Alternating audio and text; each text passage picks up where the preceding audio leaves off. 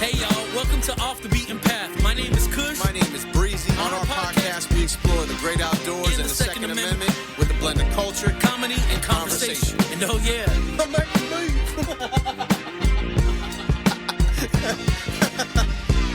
Sink. In sync. America. We are back. And the world. Everyone. The world, yeah, we do the get globe. downloads across the globe. Yeah.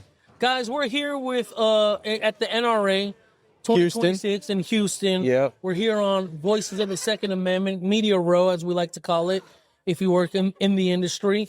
And we have a amazing guest on today, Chris from YHM.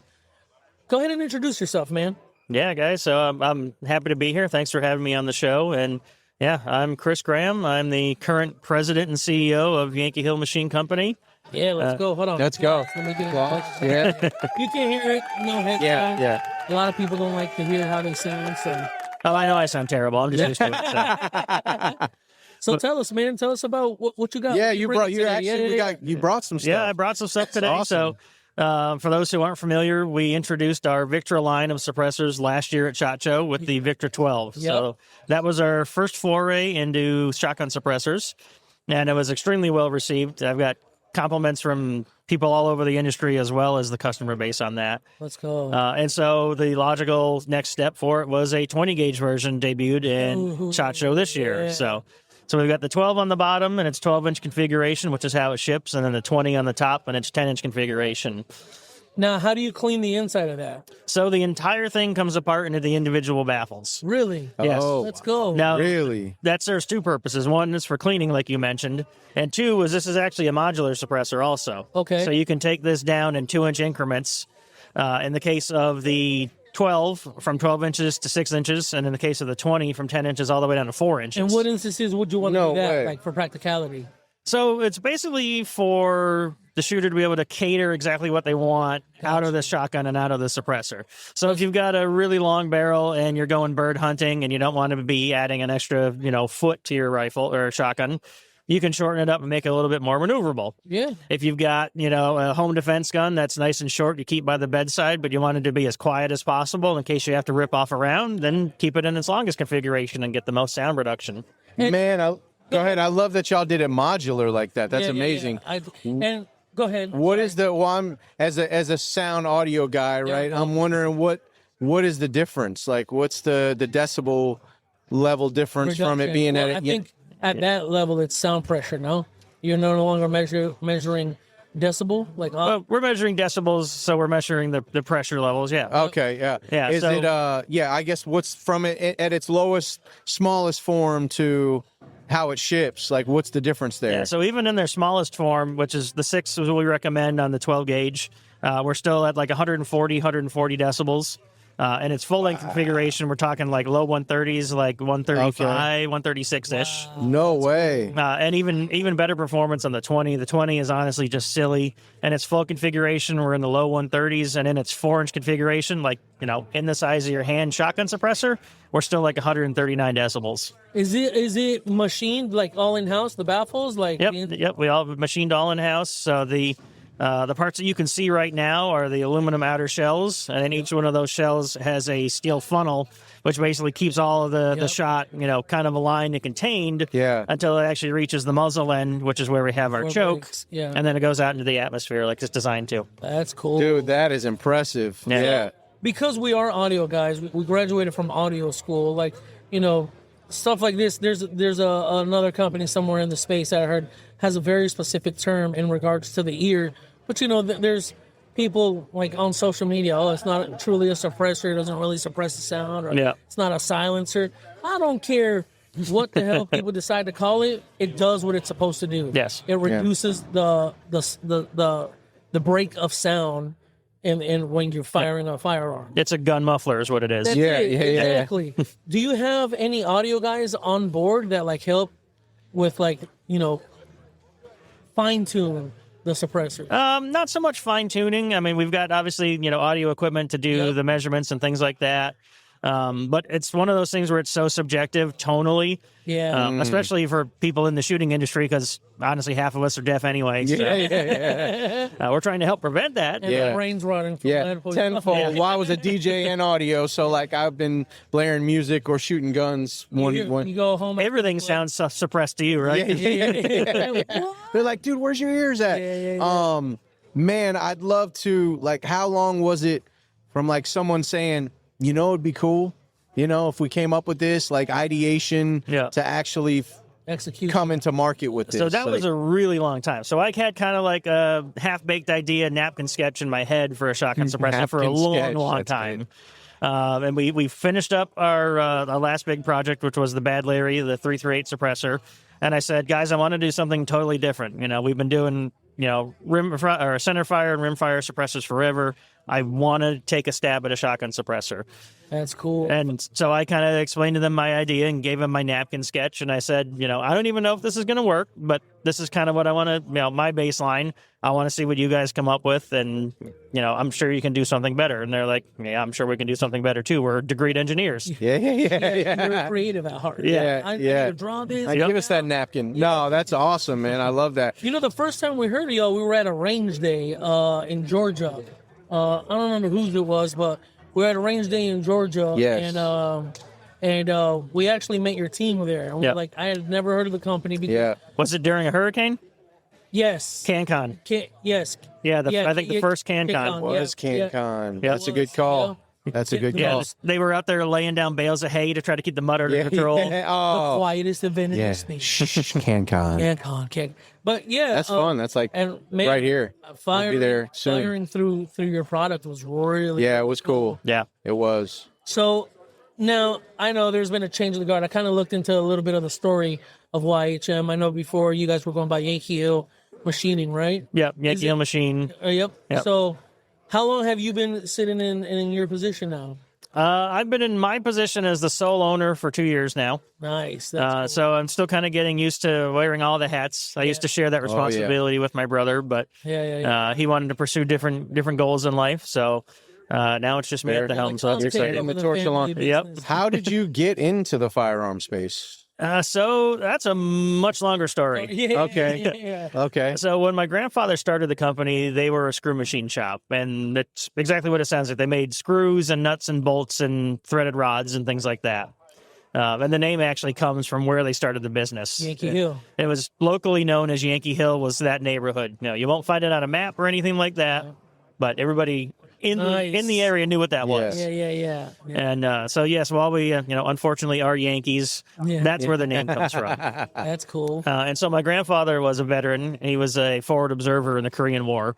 Oh, wow. And he wanted to get into military contract work. Nice. And so Springfield Armory, which was still at the time an active armory, he worked with them to get the cage code and everything sorted out, get our cage code number, and start doing some government work. And one of the first projects that we did was work with a Army engineer at Springfield Armory to develop the cleaning kit for the M16. Wow. And so we made the cleaning kit, the rod sections, the centers, the handles. Sorry, there's a bit of childhood trauma in my head from putting together tens of thousands of those kits after school. No homework for you. Not till you do another 1,000 parts tonight. Oh, no. 1,000? Yeah. Hey, Mom, is it time for dinner? That's cool. Wow. Yeah. So you got a rich history and you got a lot of knowledge to you. So did you go to school for like design or engineering? So I went to school for several different things and never finished any of them. I originally went to school for business management, and I was honestly just bored out of my mind. You know, I was a big math and sciences kid.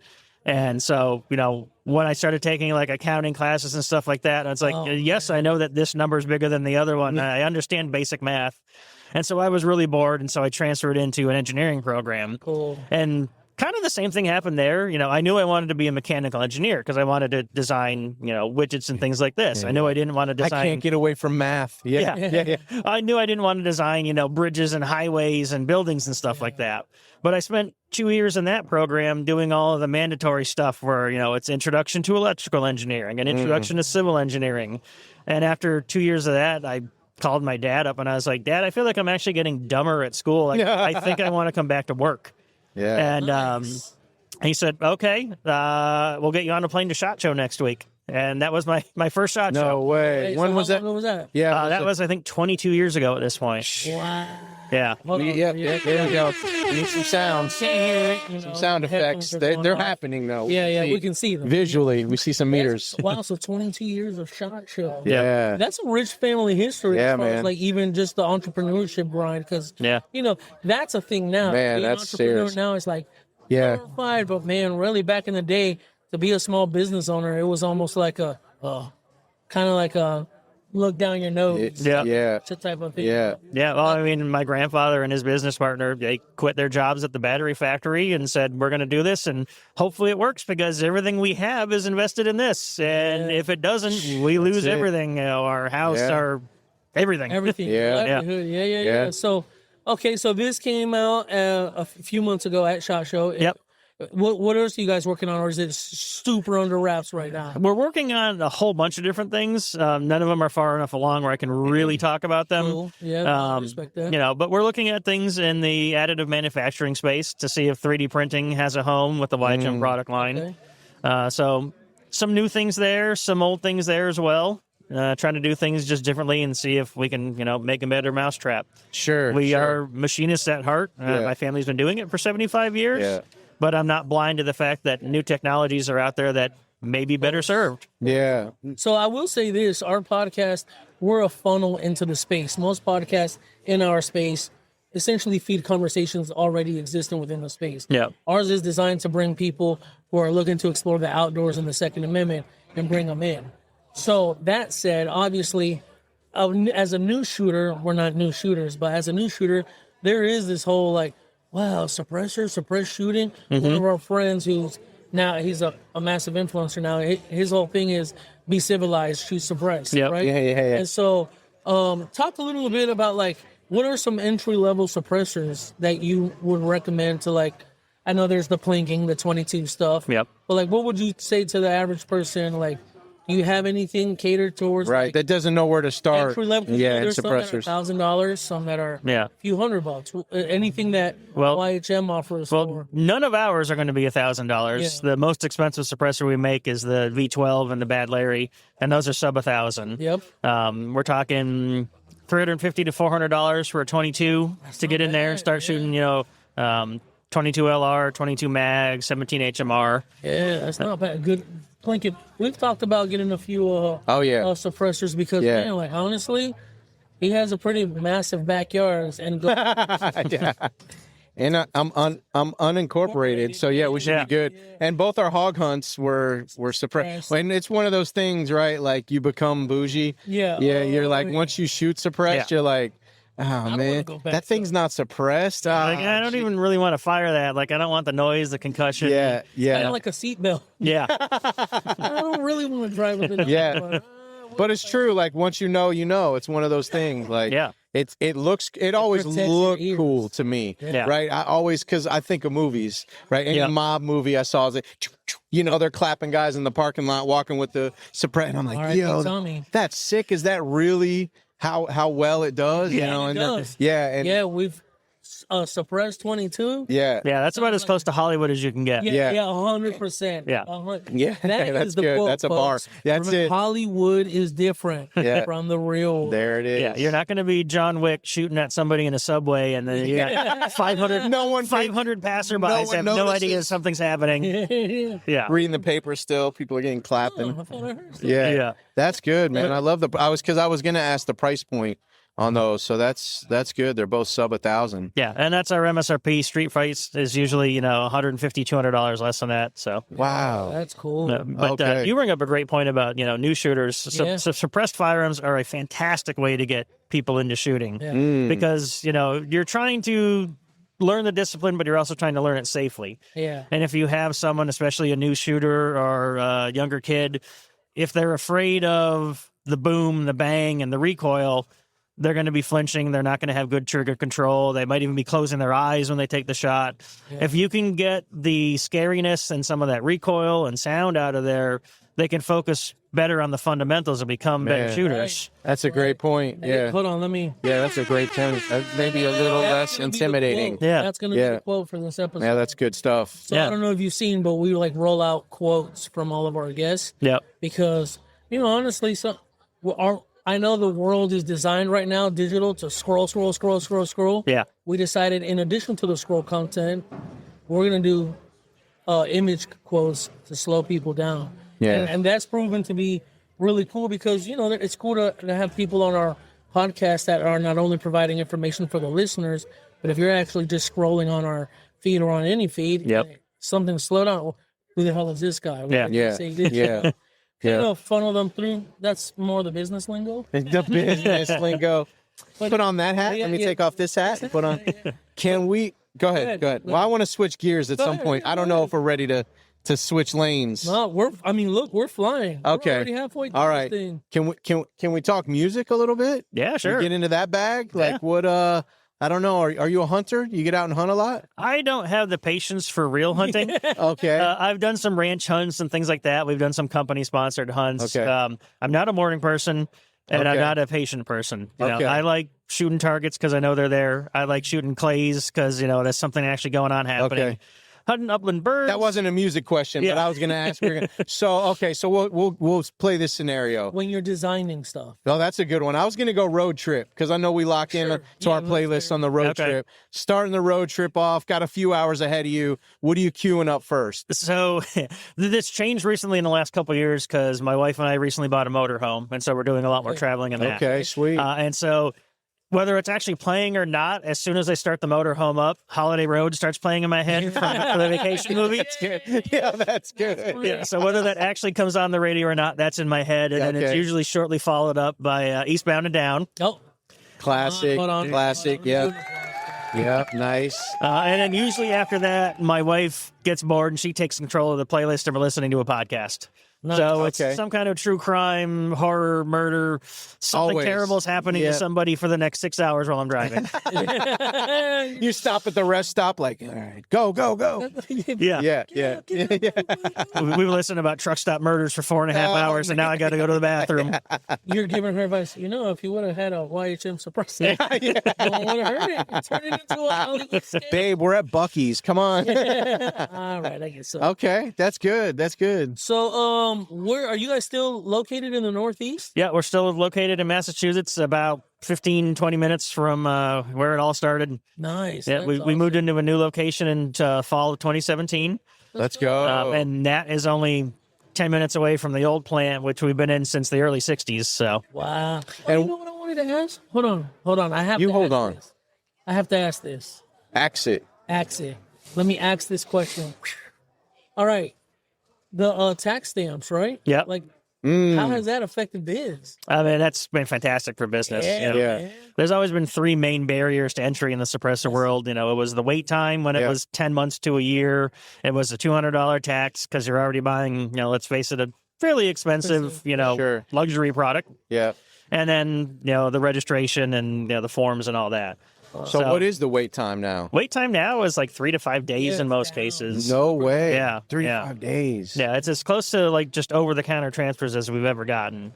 Wow. And so that barrier to entry fell a year and a half ago. Yep. And then, of course, with January 1, the tax stamp didn't technically go away. It's just $0 now. Yeah. So, I mean, that's huge savings. That's good information. Yeah. So it's still done. You're just not paying for it. Right. Okay. So listeners, what's being said right now is that if you get yourself a firearm and you want to be even safer than just eyes, ears when you go to the range, you can really protect your ears by going to get your application for a tax stamp, buy your suppressor. Yep. And you'll have it in 3 to 5 days for the most part. For the most part, yeah. And business. Wow, that's impressive. Cool. Yeah, I imagine. That's super. We talked a lot about this. Yeah. That's a. Well, we wanted to see how it would play out, right? When everyone was like, "Oh man, it's gonna be." Was it crazy? Because that went into effect January 1. Yeah, January 1st this year. Yeah. Actually, to ATS credit, they did a fantastic job with that rollout. You know, we were expecting eForms outages and all kinds of problems, and you know, there were problems, but you know, they fixed them and got it running, you know, relatively smoothly. So honestly, props to them. Man, that's a great position to be in for y'all. Yeah, that's amazing. Yeah, no, when you know, obviously, when everybody knew the big beautiful bill got signed and it was going to happen, you know, through the summer and the early fall, we saw a slowdown. And I told my guys, no, we're not slowing down. I'm still going to look at increasing production. Because you have to ramp up for the January when the floodgate opens. Yep, exactly. So did it like spike and now it's kind of stayed steady? No, it's spiked and my demand is still increasing. Really? Yeah, my backlog is still growing as we've added more people to first and second shift, you know, newer equipment, more efficient equipment, new processes. Let's go. Oh, man, that's beautiful. I need to get that. So I know you said Massachusetts. He said, I don't know if we've had so many conversations. I travel to Maine most years. So half of my neighbors up there that are there in the summer from somewhere in Massachusetts. You gearbox cop. Man, that's one of my favorite. I'm not making fun of y'all, New England. I love it. Oh my God, Bob, what's going down in South Florida down there every year, every summer? But I have some good friends from up there. Where are y'all? Like, what's the closest kind of big city to y'all? Closest big city for us is going to be Springfield, Mass. We're about 20 minutes away from there. Okay, cool. Yeah. Of course. That's my point of reference. Yeah, so we're actually closer to like Albany, New York, or Hartford, Connecticut than we are Okay, Boston. y'all are like up. Yeah. We're way on the west side of the state. AKA get really cold. It gets cold in the entire state, but we're in like the redneck hillbilly part of the state that nobody wants to really talk about. Yeah, that's cool, man. I like to say, you know, we don't have the accent, we don't have the attitude. I know. When you said that, I was like, Massachusetts? No way. Because it gets heavier and it's like the South, right? In Maine, like sometimes I was into RC cars as a kid. And sound like Boomhauer? Yeah. I found this track that was like in the backwoods of Maine. Yeah. God bless my stepdad. He brought me out there and I'm this little kid and this guy's like, well, you know, telling me the classes. That's where you got your pen card, got your gearbox card. And I'm just like, oh man, I need subtitles for this guy. I'll sign up. Just put me in one of those, brother. Sounds good. Yeah. That's awesome, man. Yo, so I guess look at that. We're pushing 20 minutes. Yeah, that was good. Is there anything like you feel, I don't know, maybe like questions you see all the time on social media or something you see a lot, maybe a misconception, anything that you see on your side of things that we maybe didn't touch on? I think the only thing that I see is, you know, because we're kind of a more value oriented and budget minded, brand. That's how we kind of got our start in the gun world. You know, we making that doesn't mean cheap. And exactly. You know, we're sort of at a disadvantage because there's a perception that if it's more expensive, it has to be better. You know, a Ferrari costs more than a Corvette, so the Ferrari's got to be better. And we're in that same situation where when you look at it on paper, the materials, the sound, the weight, the length. Right. You know, when you actually get down to the nitty gritty and the specs, the warranty, it all comes together and says, like, you know, I'll go up against any other can in the market. So it is the oranges thing still. Yeah, because we're buy once, cry once guys. So typically, you know, if we're going to spend the money, like we want to spend it right. Yeah. So that's good to know, man. Awesome. And that doesn't necessarily mean that we stray away from buying more affordable products. Right. Yeah. That's not the case. Sometimes one of our compressors, our most affordable compressor is $1,200. Yeah. In the studio. Yeah. But the equivalent to that compressor is $3,200. Yeah. We were like, well, let's try this because we wanted an A/B on.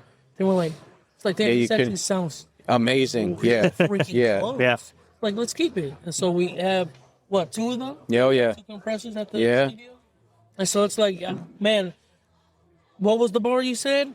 Just because it's more affordable doesn't mean its quality is comparable. Yeah. There's a difference between inexpensive and cheap. Yeah, 100%. 1,000%. Yeah. Cheap, you're going to buy 1,000 times because it keeps breaking. Right. Yeah. Inexpensive means you have some good business minds at the company that were looking out for your dollar. For sure. Yeah. And for the listeners, is there's still people not watching this, like, you can see these things are solid. Like, they look good. They look like they're manufactured well. These are plastic, right? These are just 3D printed samples. Yeah. Oh, they are? But that's no way. Yeah, but even the real ones, the 12 gauge is 22 ounces in its biggest configuration, and the 20 gauge is like 20 ounces. Y'all did a great job with these. That'd be cool if these pull apart. I think some of them actually do. I just didn't bring any tools. Oh, because that's what oh, wow. Look at, that one's different I think sections. they do, actually. Yeah. That's okay. Don't break it, Bob. Don't Okay. break it, Bob. All right. I already broke some things this morning. Cool. So where can people find you? Where can they stay updated with what you guys are doing? Yeah, Obviously, all the socials. Yeah, our socials are official YHM. Yep. And YHM.net is the website. Nice and easy. Not YHM.com. YHM.com is a Canadian airport. And they refuse to sell me that domain. So one day they're going to forget to re-register it, and it's going to be mine. Nice. Nice. We'll tell you off air. We got around. Yeah. Because we've been absorbing a bunch of That's funny. That's where my mind went as well. Yeah. That's good. Well, so I guess let's wrap this thing up. Chris, Chris? Sorry. Yep. Yeah, Chris. Yeah, Chris, thank you so much for being on our show. We appreciate it. We appreciate you, giving the information, especially to the newcomers into the space. A lot of people, they just buy firearms and they don't know, what do I do next? What direction to go in, right? And obviously with the zero tax stamp, y'all can get one of these. This is accessible. Yeah, it's not a year out. Yeah. And great job with the 3D printing. I thought these were... And so, thanks for being on the show. We appreciate it. All the listeners, everyone who's downloads, we appreciate your support, your love. Make sure you like, share, subscribe, leave us a comment. And comment if you guys have anybody you want us to interview. All right? Other than that, I like that. Stay safe and go have fun, America. Stay dangerous, too. Yeah. All right.